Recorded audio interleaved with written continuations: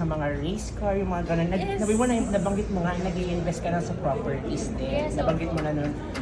Nag-splurge ka pa rin ba? Or yung splurging, like yung nililibre mo pa ba yung sarili mo? Maybe, bumibili ka ba ng luxury bag? Or ano na talaga, medyo adulting na talaga ngayon. Ano na, mag-20 ka na nga, nabanggit mo kanina. Opo, ayun, medyo mas focus po talaga ako sa mag-invest sa mga properties or yung mga pang long term talaga na mga investments.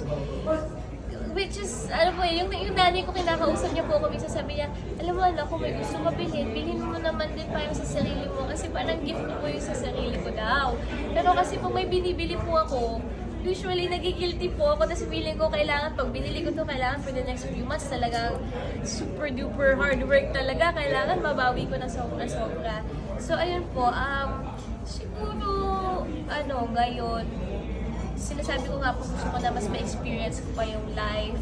So siguro ngayon mas open na po ako na parang mag-invest na like let's say sa traveling, mga ganun po. More experiences. Opo, more on experiences.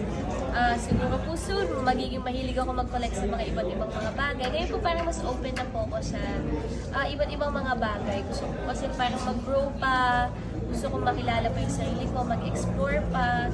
Baka po mamaya pala mahilig ako mag-collect ng mga, let's say, mga damit or something, mga bag. And sinasabi ko ng nanay ko na hayaan ko din yung sarili ko minsan na mag-enjoy. Kasi po parang buong life ko, ang lagi ko iniisip is yung parang, ano ba yung future, career, ganyan-ganyan. Parang sobrang strict ko po sa sarili ko. So this year, ang goal ko naman is parang hayaan ko yung sarili kong mas mag-enjoy ko.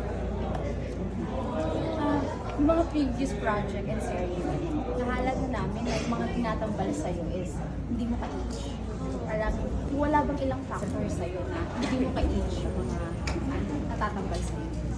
Ako po kasi kung ano po binibigay sa akin ng network and MA, tinatanggap ko po talaga at ginagawa ko yung best ko bilang isang artista.